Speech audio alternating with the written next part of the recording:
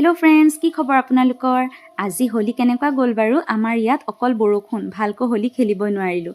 বাৰু যি কি নহওক, হোলী বুলিয়ে কালি ৰাতি কেক এটা বনালোঁ আটাৰে, আৰু ইয়াৰ কাৰণে ফাৰ্ষ্ট কেক টিনটো ময়দাৰে ডাষ্ট কৰিলোঁ আৰু চচপেন এটাত থাল এখনেৰে ঢাকি 10 মিনিটৰ কাৰণে প্ৰিহিট হ'ব দিলোঁ।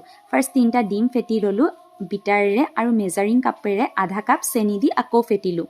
আৰু তাৰপিছত ল'লোঁ আধা কাপ ৰিফাইন তেল আৰু এইখিনিও ফেটি ল'লোঁ। তাৰপিছত ল'লোঁ 1 কাপ ৰঙা আটা আৰু 1 টিস্পুন বেকিং পাউডাৰ আৰু এইখিনি লাহে লাহে মিক্স কৰি ল'লোঁ। আৰু বেটাৰটো অলপ ডাঠ হোৱাৰ বাবে অলপ অলপকৈ পানী দি ৰিবন কনচিষ্টেঞ্চি বেটাৰ এটা বনাই ল'লোঁ। এতিয়া বাতি এটাত 2 টিস্পুন কোকো পাউডাৰ লৈ অলপ অলপকৈ পানী মিক্স কৰিলোঁ আৰু বেটাৰটো হাফ কৰি এটা বাতিত এইখিনি মিলাই ল'লোঁ। এতিয়া এবাৰ নৰ্মেল কেকৰ বেটাৰটো আৰু এবাৰ কোকো পাউডাৰ বেটাৰটো দি নিজৰ ইচ্ছামতে ডিজাইন বনাই দিলোঁ। কেকটো খালি খাবলৈ বহুত টেষ্টি হৈছিলে আৰু বহুত ছফ্টো হ'ল, খালি চেনিৰ পৰিমাণটো অলপ কম হ'ল। আপোনালোকেও ট্ৰাই কৰিব। সকলোকে আমাৰ ফালৰ পৰা হেপ্পী হোলী, টাটা।